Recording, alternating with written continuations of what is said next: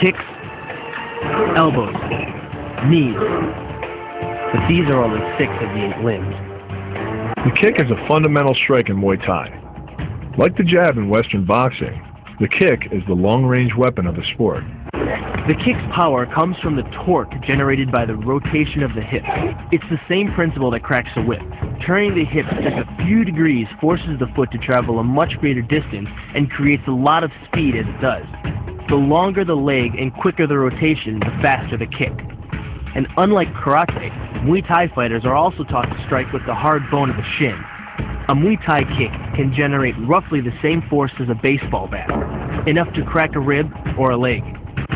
That same focus and accuracy are at the core of the drift, and are the same principles that underlie the most devastating strike in Muay Thai. Basically, it works like a point of a knife. All the force is magnified by being concentrated in a small, hard area. Even if the elbow doesn't deliver a knockout, it will almost always leave a nasty cut, and often in the fight. With the long-range power angle kick and the fight-stopping elbow strike, we've made a good start at building our Muay Thai arsenal. But there's still a lot to learn. But the school could teach us another move to add to our arsenal, one that works seamlessly with weapons or without: the knee strike. Getting in close neutralizes the opponent's weapon advantage. Then, in the clinch, we bring the power of the knee to bear. Unlike the kick, which relies on rotation to create power, the knee gets its power from leverage. Pulling our opponent down as we drive the knee up can deliver up to 2.5 tons of force, enough to lift a car. It's not the arms, but the legs that drive our fists. Like a piston, the explosive power of the legs is capable of generating hundreds of pounds of force, all to a very vulnerable area, the soft underside of the opponent's jaw.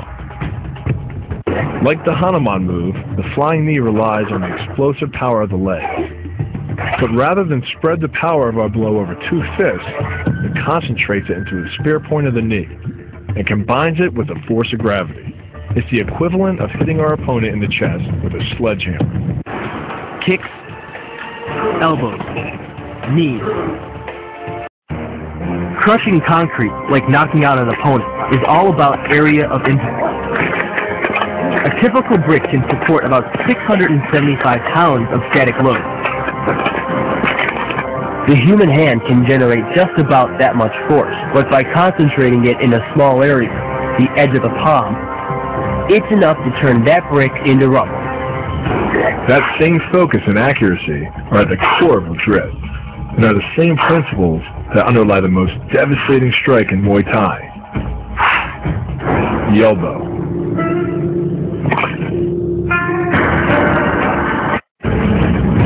The kick's power comes from the snap of the knee.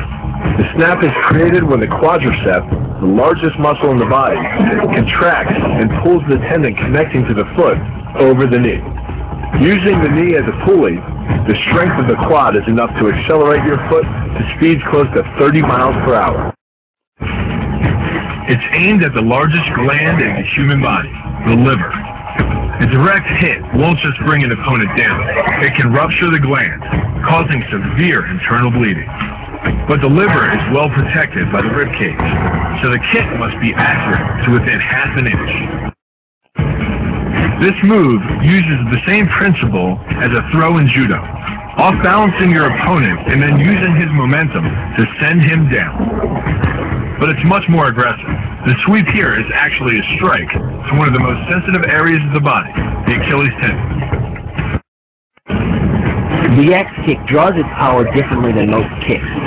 Once your foot reaches the apex above your opponent's head, your body's momentum, combined with the ease of downward acceleration due to gravity, can reach speeds over 20 miles per hour.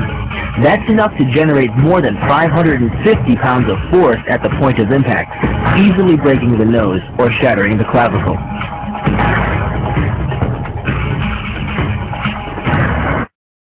Unlike most kicks that land with the side, ball, or top of the foot, the gastrezing uses the heel to deliver the blow.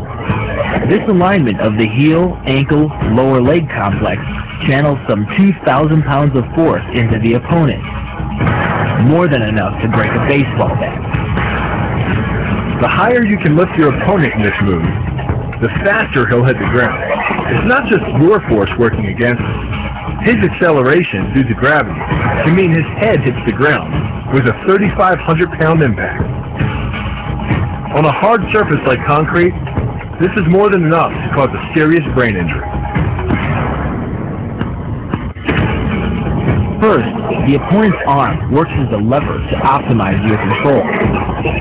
Second, your own back serves as a pivot point for the throw. The strength and stability of your back allows you to throw a much heavier opponent than in a move that requires you to lift it. This move uses your opponent's arm as a lever working against him.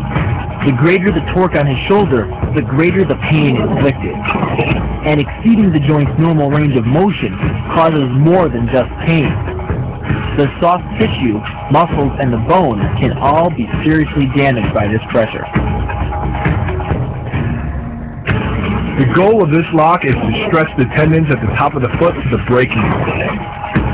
The strongest tendons have a tensile force threshold of just over 400 pounds. Applying any more pressure than that can tear the tendons from the base